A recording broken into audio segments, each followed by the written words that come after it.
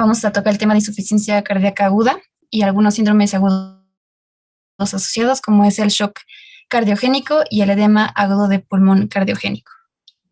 Entonces, comenzando con la insuficiencia cardíaca aguda, se define como una instauración, un cambio rápido de los signos y síntomas de la insuficiencia cardíaca, que requieren atención médica porque normalmente pues conducen a un deterioro rápido del paciente. Revisando un poco acerca de la fisiopatología, es la misma de la insuficiencia cardíaca en general. Lo que sucede globalmente es que hay una disfunción ventricular, lo cual lleva a dos consecuencias principales. La primera es la congestión con la acumulación de sangre y agua por detrás de estas cavidades ventriculares y un bajo gasto cardíaco. Consecuencia del bajo gasto cardíaco, el riñón lo detecta a través del bajo flujo renal, activando al sistema renina-angiotensina-aldosterona y aumentando la reabsorción renal de sodio, y con esto aumentando la precarga y así pues retroalimentando positivamente a la disfunción ventricular. Por otra parte, el bajo gasto cardíaco también es detectado por el sistema nervioso simpático y este estimula a la frecuencia cardíaca, lo cual también retroalimenta positivamente la disfunción ventricular. Y por otra parte, aumenta las resistencias vasculares periféricas, aumentando la poscarga y de la misma manera aumentando la disfunción ventricular.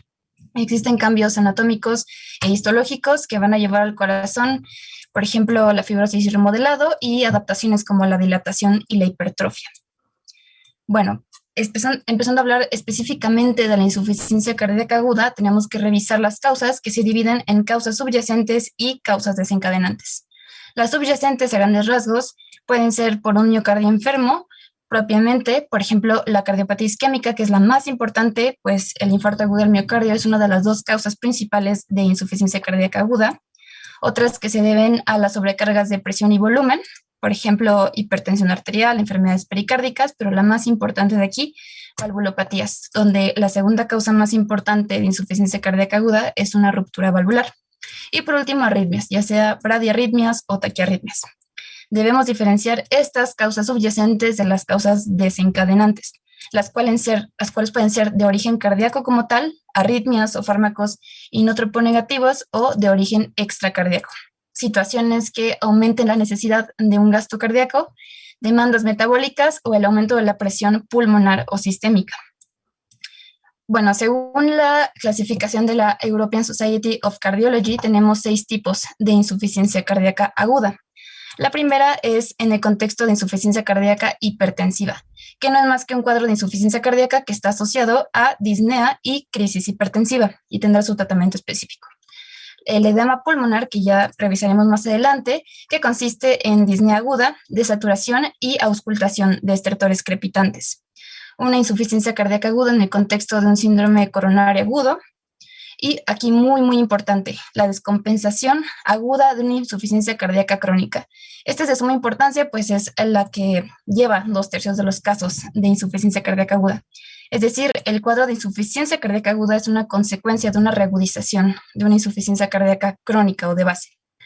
Luego sigue el shock cardiogénico, que ya lo revisaremos igual más adelante, pero a grandes rasgos consta de una presión arterial sistólica menor de 90 milímetros de mercurio, una diuresis menor de 0.5 mililitros por hora y una hipoperfusión periférica con su cuadro clínico asociado.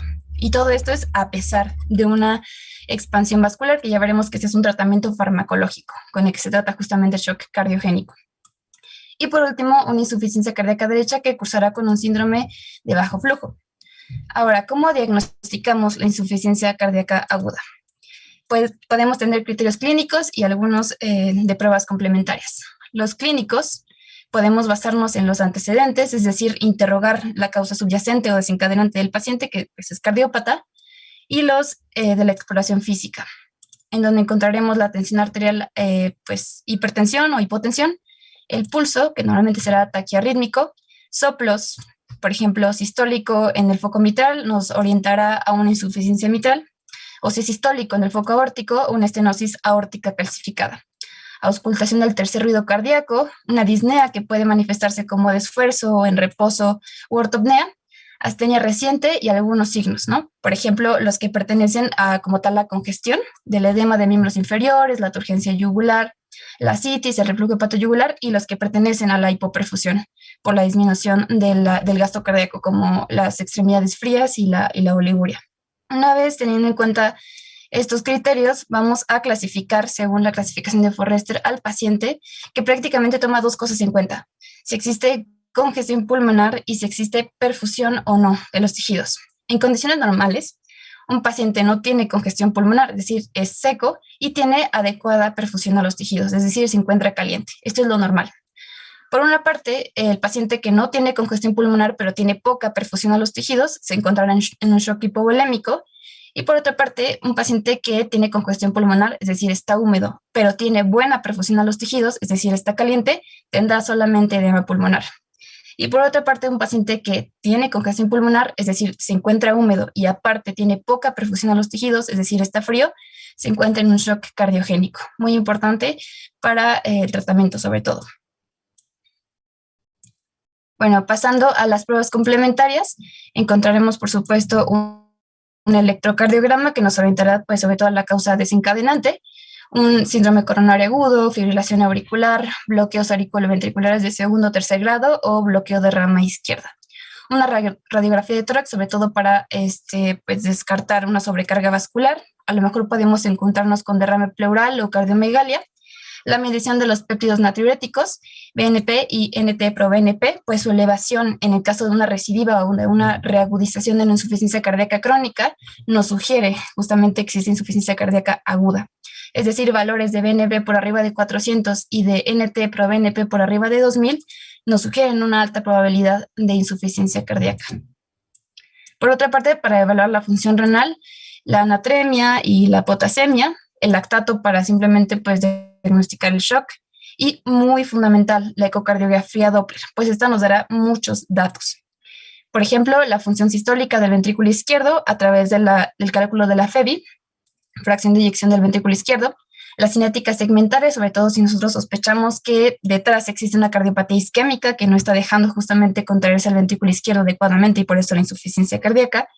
También valorar la función diastólica del ventrículo izquierdo a través de las presiones de llenado y el flujo mitral. Y pues en el caso de que exista o sospechemos de una valvulopatía, poder calcular los gradientes transvalvulares, mitral y aórtico. También, ya que estamos por aquí, presiones pulmonares y el diámetro de la vena cava inferior. Por último, también podríamos auxiliarnos de la coronariografía en el caso de que pues, tengamos a un paciente en el contexto de síndrome coronario agudo con elevación del segmento ST o un shock cardiogénico, ya que veremos más adelante que la causa principal de shock cardiogénico es el infarto agudo al miocardio. Por último, el tratamiento inmediato. Este va a constar de todos estos fármacos. Diuréticos para, sobre todo en un paciente que tiene pues, sobrecarga de volumen, vasodilatadores en el caso de que tenga hipertensión, morfina para dolor y la ansiedad, inótropos positivos y vasopresores para como tal ayudar a la bomba cardíaca y la ventilación no invasiva con sus respectivas indicaciones. Los diuréticos de elección son los diuréticos de ASA y solamente se utilizarán después de evaluar el estado hemodinámico, es decir, si el paciente se encuentra hipervolémico. Estos están indicados en casos de retención hidrosalina con congestión pulmonar y su respectiva sintomatología. Luego pasamos a los vasodilatadores. Estos, como recordamos, tienen acción de disminución de la precarga y por lo tanto de la congestión pulmonar. También, por lo tanto, disminución del requerimiento de oxígeno por el miocardio al ya no tener que manejar estos volúmenes tan grandes. Las indicaciones de estos vasodilatadores pues serán justamente la insuficiencia cardíaca por una crisis hipertensiva y las contraindicaciones serán una enfermedad coronaria marcada, una miocardiopatía hipertrófica obstructiva y, por supuesto, una hipotensión arterial. Ahora, dependiendo de la fase donde se encuentre el paciente, vamos a preferir ciertos vasodilatadores. En la fase aguda está de elección el nitroprusiato intravenoso, nitroprusiato de sodio, bajo el cual tenemos que monitorizar la tensión arterial y la intoxicación por cianuro. En la fase subaguda vamos a preferir el uso de algún IECA, bajo el cual tendremos que vigilar la función renal.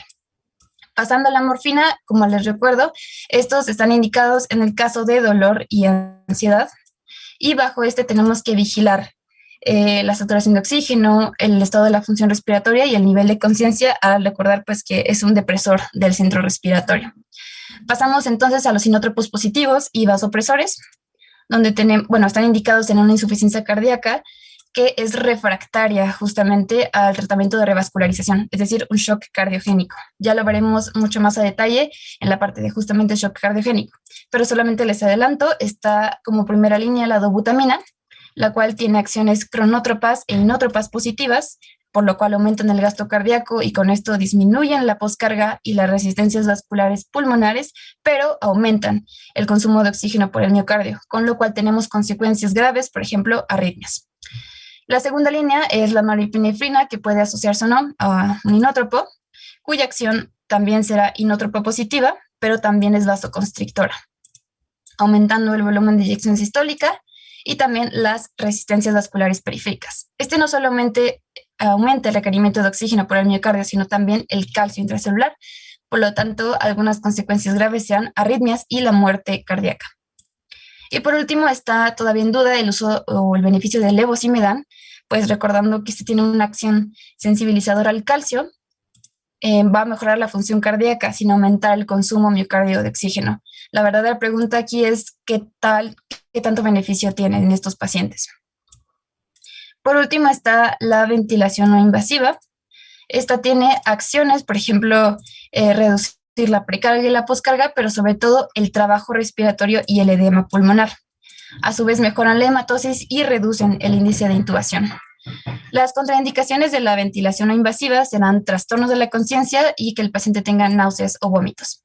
Esta ventilación no invasiva se llevará a cabo con CPAP o BiPAP, recordando que la CPAP es una presión positiva continua en la vía aérea y el BiPAP es un sistema de bipresión positiva. Ambos van a generar una reducción de la mortalidad en un 45% y del índice de intubación en un 57%. Bueno, una vez acabado la insuficiencia cardíaca aguda, vamos a pasar a el shock cardiogénico. Perdón, es que está muriendo ahí. Bueno, pues el shock cardiogénico, como todos los shocks, es una hipoperfusión tisular, solamente que esta es derivada de la incapacidad de la bomba cardíaca para generar estas presiones llamadas perfusoras. Vamos a tener varios criterios, dentro de los cuales encontramos clínicos, paraclínicos y hemodinámicos. Clínicos, por ejemplo, la sintomatología, la congestión pulmonar, deterioro del estado de conciencia, las extremidades frías, la diuresis media horaria menor de 30 mililitros por minuto, la diaforesis y la más importante, la presión arterial sistólica por debajo de 90 milímetros de mercurio que persiste por más de 30 minutos. Para clínicos, por ejemplo, el lactato sérico por arriba de 2, que nos está traduciendo pues respiración anaerobia, gases arteriales y venosos, que a través de la fórmula de Fick vamos a poder calcular el índice cardíaco, pero es más fiable los hemodinámicos, pues justo a través de la ecocardiografía es que podemos calcular este índice cardíaco, pero más fiable, que debe ser menor de 2.2 mililitros por minuto. Y también a través del catéter venoso central, calcular la presión venosa de enclavamiento, que normalmente es mayor de 15 milímetros de mercurio. Entonces necesitamos estos tres criterios y además que este cuadro sea resistente o, dependiente de vasopresores para mantener una presión arterial sistólica mínima de 90 milímetros de mercurio. Esto es el shock cardiogénico. Además de esto, podríamos preguntarnos de nuevo cuál es el perfil hemodinámico del paciente, es decir, si solamente tiene edema pulmonar, si solamente tiene shock o si tiene shock cardiogénico, es decir, la coexistencia de la congestión pulmonar con la baja perfusión de los tejidos. Como les mencionaba anteriormente, la causa más frecuente de shock cardiogénico es el infarto agudo al miocardio, que, hablando un poco de su fisiopatología, la afectación cardíaca será por la disfunción sistólica del ventrículo izquierdo, justamente por la isquemia. Esto disminuye a su vez el gasto cardíaco y por lo tanto la perfusión, pero no solamente la perfusión sistémica, sino también la coronaria, lo cual agrava justamente la isquemia miocárdica. En cuanto a la afectación sistémica, va a despertar mecanismos compensadores, por ejemplo, la vasoconstricción periférica, que llevará al aumento de las resistencias vasculares periféricas o la poscarga, y una actividad excesiva del óxido nítrico sin tasa inducible, la cual generará la acumulación de óxido nítrico y peroxinitritos que son inotrópicos negativos, es decir, todo conlleva a la disfunción del ventrículo izquierdo. Bueno, para el tratamiento del shock cardiogénico tenemos, como les había mencionado, la revascularización farmacológica. Esta es fundamental y debe ser la primera etapa terapéutica. Como primera línea tenemos a los antitrombóticos, por ejemplo, la aspirina, clopidogrel o prasugrel y la heparina. segunda línea tenemos a los vasopresores o inótropos, como les mencionaba anteriormente, dobutamina y como segunda elección norepinefrina.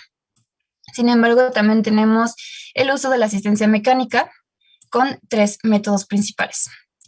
El primero es la contrapulsación con balón intraórtico, abreviado como CPVIA. Este consta justamente de un balón que es introducido hacia la aorta descendente, el cual se infla durante la diástole y se desinfla durante la sístole. ¿Esto por qué? Bueno, al inflarse durante la diástole ventricular va a generar que la sangre se quede para atrás del lobo, es decir, que, bueno, recordando que la circulación coronaria, bueno, la perfusión coronaria se lleva a cabo durante la diástole, le va a permitir, pues, obtener esta sangre y que se llene el corazón de ella. Por lo tanto, algunos de los beneficios van a ser el aumento de la perfusión coronaria y la disminución del consumo de oxígeno por el miocardio. También, como segunda opción, tenemos la oxigenación extracorpórea. La verdad es que no entendí muy bien, pero puede ser venoarterial, si es que necesitamos asistencia respiratoria y circulatoria, o venovenosa, si solamente necesitamos asistencia respiratoria. También algunas asistencias ventriculares izquierdas, cuyas indicaciones será pues prácticamente que tenga un shock resistente, es decir, refractario, que todavía tenga un índice cardíaco por debajo de 2, una presión de enclavamiento mayor de 20 y una presión arterial sistólica por debajo de 80, es decir, un shock cardiogénico que sea refractario a las asistencias mecánicas anteriores. Dentro de los métodos tenemos al dispositivo percutáneo de asistencia ventricular, Tandem Heart, que tenemos por acá. Este es una inserción percutánea desde la femoral hacia la aurícula izquierda con vía de acceso transeptal, que se encarga de despolarizar a la aurícula izquierda. Y por otra parte tenemos también al Impella Recover. Esta es una cánula de entrada que se inserta a través de la válvula aórtica. La verdad es que no les puedo decir muy bien cómo funcionan porque no le entendí. Deja la imagen tantito. Pero pues sí. Deja la imagen tantito. Esa, mira. Aquí está lo que es el balón de contrapulsación. Como ya explicaste, lo que hace es favorecer el aumento de la presión a nivel de corazón y principalmente dado que el corazón se nutre en diástole, entonces lo que hace es aumentar la presión de la diástole del corazón y con eso favorecer la circulación cardíaca. Después la que tienes al lado es la ECMO, me parece. Esta es de circulación extracorpórea, movilización, ventilación. Esto lo que hace es sacar la sangre, darle presión y ventilarla, ¿sí? Hacer las funciones del pulmón. Esto también incluso se utiliza en pacientes que tienen un síndrome de dificultad respiratoria aguda grave, que tengan una afectación pulmonar de más del 80%, donde los pulmones no van a ventilar, no van a llevar a cabo la hematosis. Entonces esto se hace por medio de estas membranas externas. Se saca la sangre, se oxigena y se vuelve a regresar. Y esto le va a ayudar a disminuir presión, o sea, disminuir la función de los pulmones y va a mejorar la presión de llenado ventricular porque a final de cuentas se accede por vía venosa. Y esto también va a favorecer la circulación a nivel pulmonar, es decir, llevarle oxígeno a los pulmones, no llevarle sangre venosa para que lo oxigene, sino sangre arterial oxigenada para que también se nutran los pulmones. También la otra que se le llama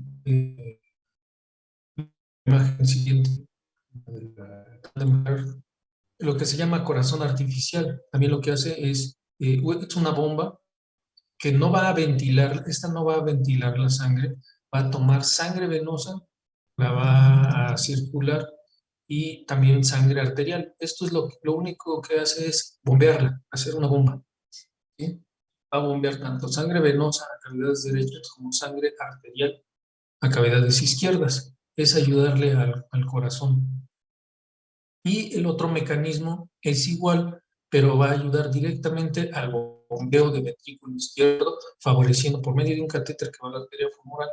Cuando el corazón se contraiga, esa presión, ese bombeo va a favorecer la circulación hacia los pulmones. Aquí también va a haber un dispositivo que le va a ayudar a mejorar la función cardíaca.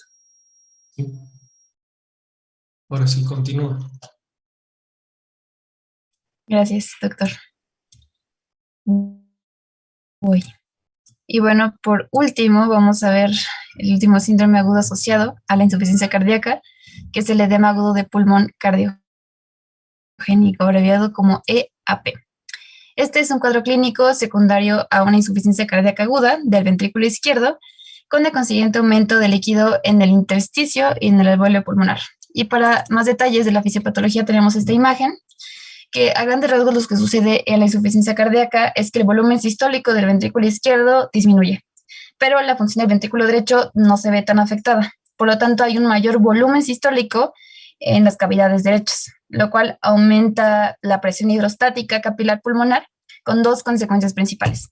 La primera es la transsudación de este líquido de los capilares hacia el intersticio del pulmón, no se ve en la imagen, y la segunda es el aumento de la presión arterial izquierda. Ahora, cuando se sobrepasa la capacidad del espacio intersticial, el agua se empieza a acumular en la cavidad alveolar, y se lleva a cabo lo que es un shunt, efecto shunt, que es un intercambio de gases respiratorios deficiente. Son zonas pulmonares profundidas que se encuentran completamente ocupadas por un líquido de manera que no ocurre la oxigenación de la sangre. Sin embargo, se ha visto que no solamente pues, es que se acumule agua donde no, sino que adicionalmente ocurre una falla capilar por estrés justo debido a esta presión hidrostática que conlleva una serie de fenómenos inflamatorios y el aumento de la permeabilidad capilar que perpetúan aún más el edema. Entonces, una vez sabiendo esto, debemos también saber que pues, este edema agudo del pulmón es una emergencia cardiológica. El diagnóstico se hace también por medio de la clínica y exploraciones complementarias. En la clínica, pues típicamente se va a presentar un paciente con antecedentes de cardiopatía que se presenta al servicio de urgencias refiriendo varios signos y síntomas, algunos por hipoperfusión tisular y otros por congestión pulmonar. Los síntomas por hipoperfusión tisular serán pues, la fatigabilidad, la alteración del estado mental, la disminución de la excreción urinaria y la nicturia. Signos como la piel pálida o de color pardo, la diaforesis y la frialdad en extremidades. Síntomas por congestión pulmonar, por ejemplo, la disnea, ortopnea o disnea paroxística nocturna. Y signos como los estertores crepitantes, que son inspiratorios y bilaterales, y la presencia de taquipnea. En cuanto a las exploraciones complementarias, la más importante es la radiografía posterior anterior de tórax, la cual debe ser tomada lo antes posible, si es posible antes del ingreso.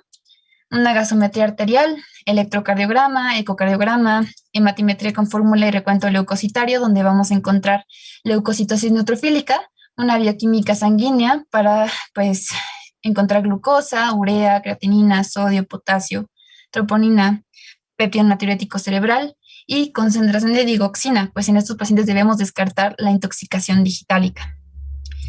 En cuanto al tratamiento, este se va a dividir en medidas generales, un tratamiento farmacológico y un tratamiento etiológico, es decir, de la causa subyacente o desencadenante.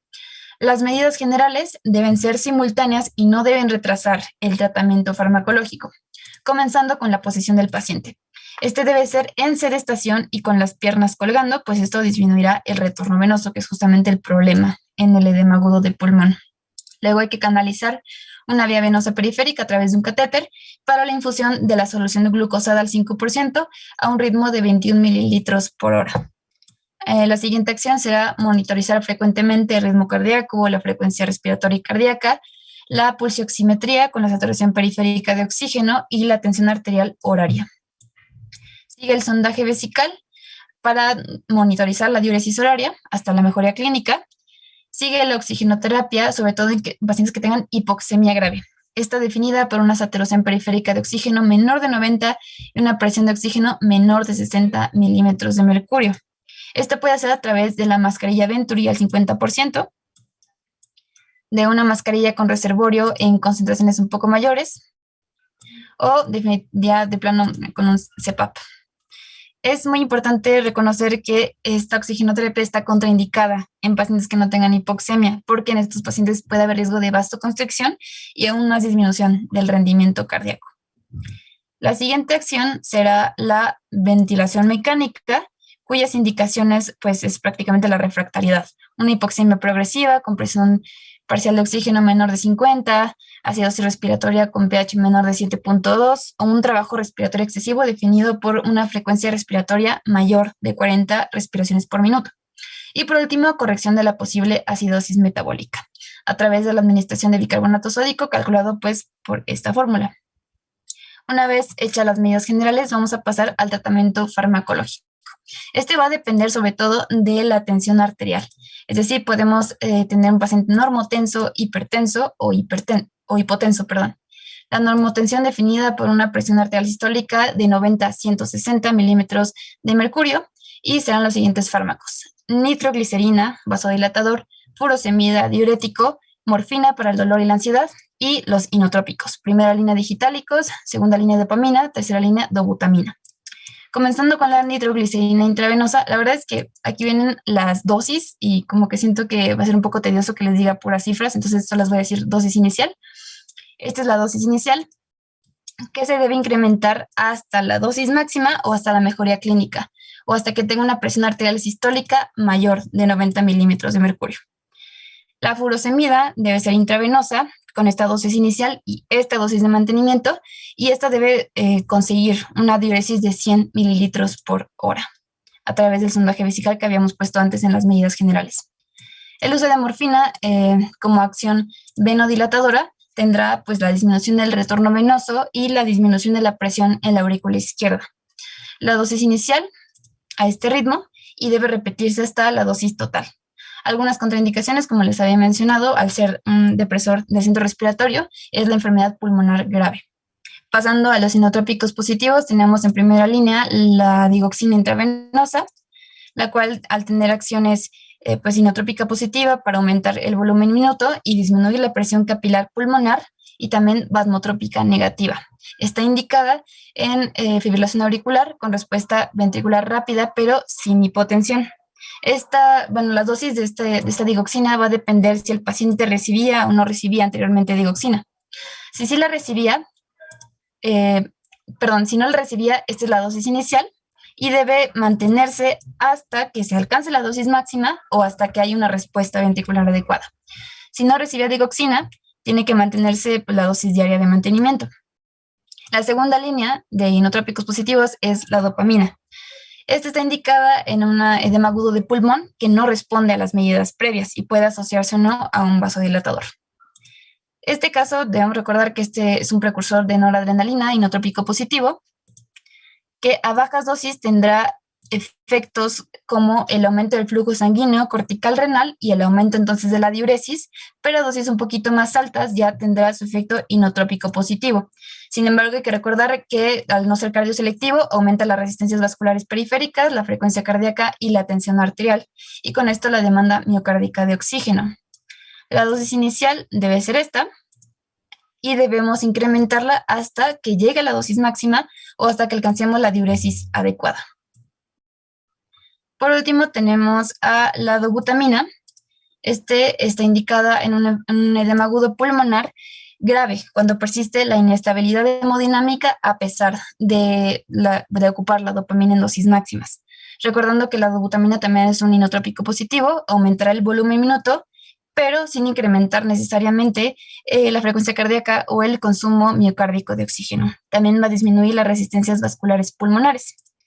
La dosis inicial es esta y debe incrementarse hasta obtener el máximo o vigilar la tensión arterial, pues esta tiene un riesgo de hipotensión grave.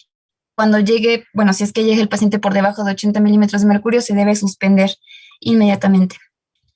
En el caso de pacientes que tengan edema agudo de pulmón e hipertensión, definida por una presión arterial sistólica por arriba de 160 milímetros de mercurio y una diastólica mayor de 110 milímetros de mercurio, se ocuparán los mismos fármacos, las mismas dosis y la misma vía que en los normotensos.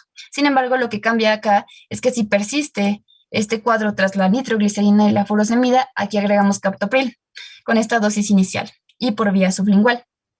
Por último, hay pacientes que tienen edema agudo de pulmón e hipotensión definida por una presión arterial sistólica menor de 80 milímetros de mercurio, pues obviamente aquí no vamos a utilizar ni ningún vasodilatador ni ningún diurético, solamente estimularemos a la bomba cardíaca a través de dopamina intravenosa con esta dosis inicial y que debe incrementarse hasta conseguir una presión arterial sistólica mayor de 90 milímetros de mercurio y una diuresis mayor de 35 mililitros por hora o una dosis máxima.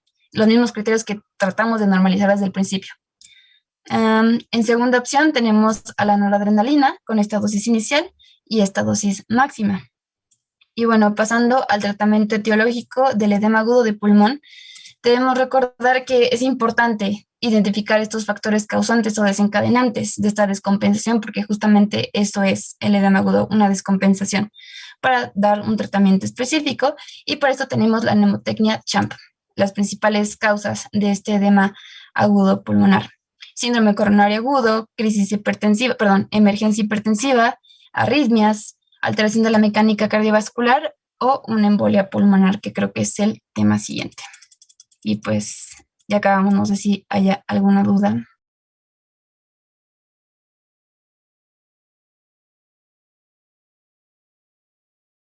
No, creo que no, bueno, de mi parte no. Tampoco de mi parte. Eso es, lo importante es que clínicamente detecten cuando hay un paciente que puede tener datos de insuficiencia cardíaca aguda con alguna de sus complicaciones. Obviamente lo más común, como ya mencionaba, el infarto agudo del miocardio. Pero también de las complicaciones crónicas de la enfermedad coronaria isquémica crónica es la insuficiencia cardíaca, y también es una de las complicaciones de la insuficiencia cardíaca crónica que puede descompensarse.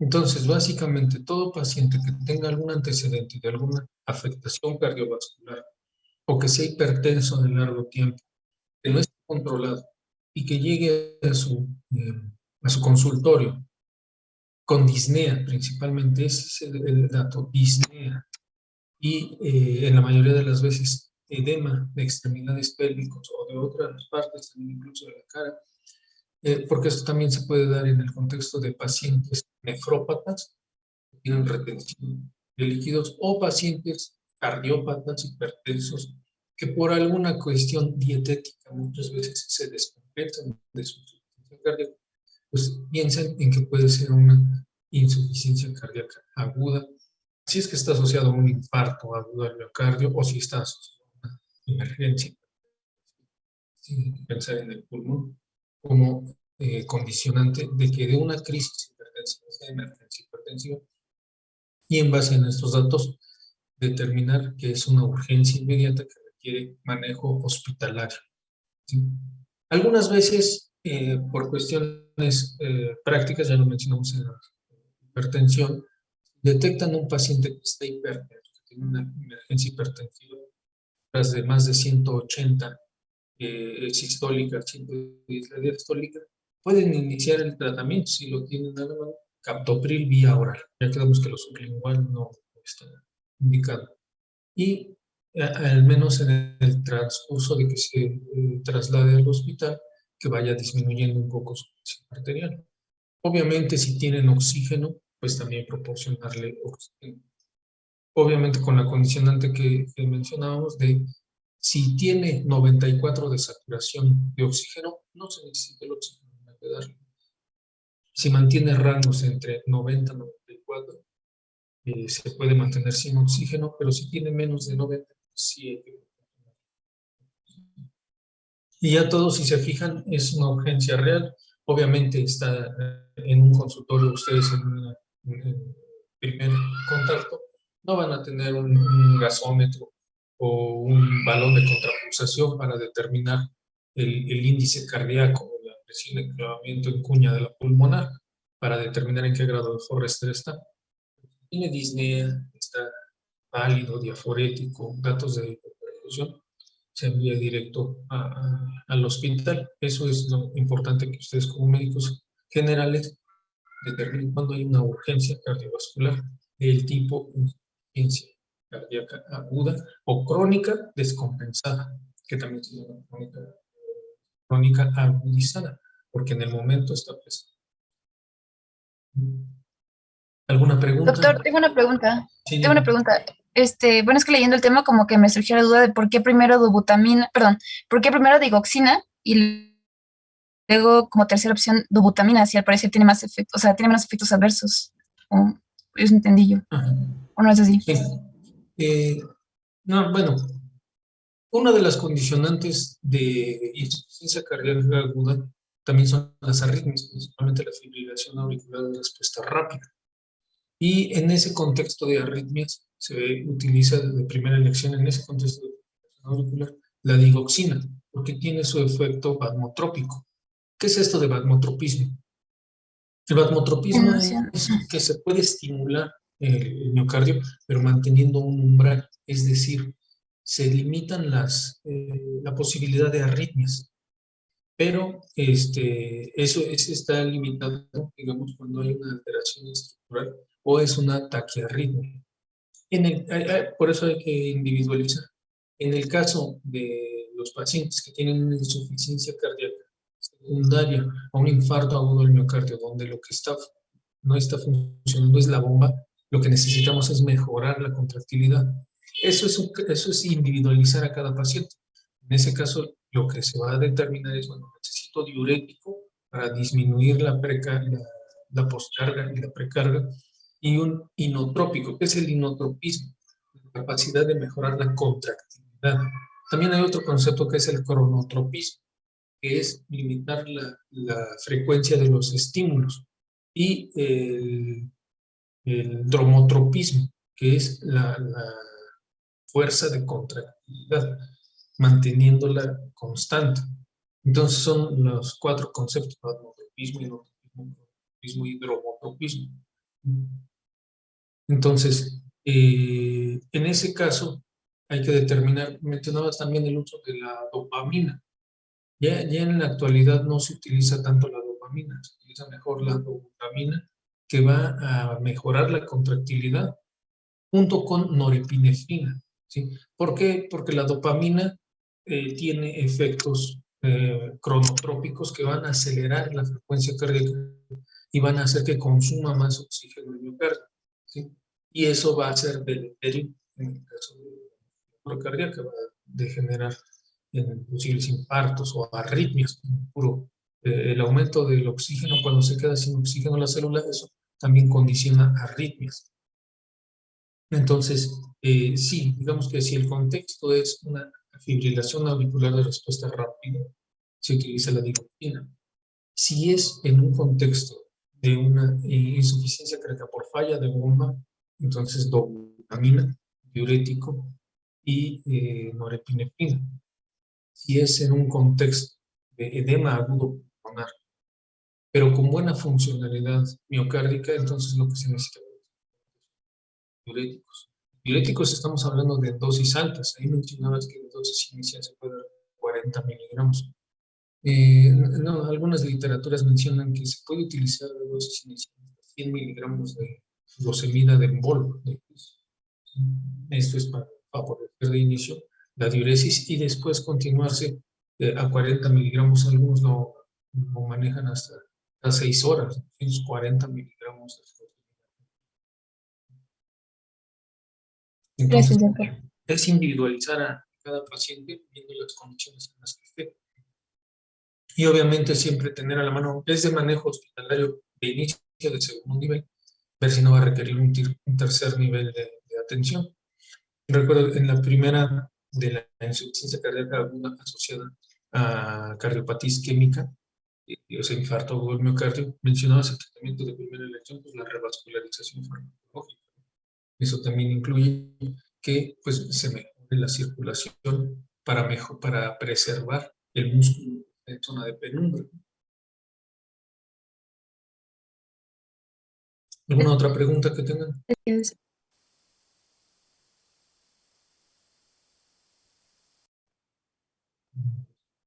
Pues si no es así, nos vemos entonces el viernes con tromboembolia pulmonar, ¿verdad?